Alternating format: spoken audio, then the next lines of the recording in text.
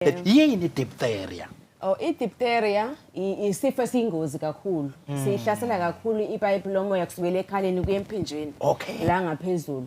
And kubantu abawu-10 abanaso umuntu oyedwa every time enaso if engasheshanga wathola usizo siyabulala. Hayibo. And siyathathelana kalula because sihlala emathini. Umuntu bayikhohlela noma ethimula wena useduze uyakwazi ukuthola leso njalo. Siyingozi kakhulu ngoba ngaphandle kwegciwane leli kuyilona lebangesifo igciwane lona liphinde likhiphe ubuthi.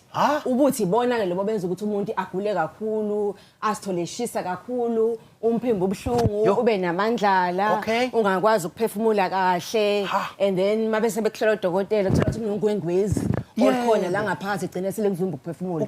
Ikona ke lokho kugcina sekuyingozi kakhulu umuntu engagcina nje seshonile manje ngisheshanga wathola manje mayichaza lento ibuye nobucovid anyana nje mangiyilalele inabo ubucovid nje obuthile inabo impela so umuntu nje mayezizwa nje engaphilanga kahle phuthuma nje emtholampilo into mhlambe nesikhathi esithile nefika ngaso isizini ethile noma into ekufanele siyigade nje sihlale siyigadile into ehlala ikhona kodwa okuhle kakhulu ukuthi eSouth Africa siyakwazi ukuyivikela ikakhulukazi abantwana because abantu abase-riskini kakhulu izingane nabantu abadala so indlela esiyivikela ngayo ukuthi izingane kusukela ku6 weeks 10 weeks 14 weeks 18 months 6 years and 12 years kunomgomo nje utholakala mahala kuwo wonke amaklinikhi lo mgomo nje usemakhadini ezingane idiptheria nayo ibaliwe lapho ukuthi ivikele lesi sifo ngoba siyingozi singaba khona noma yini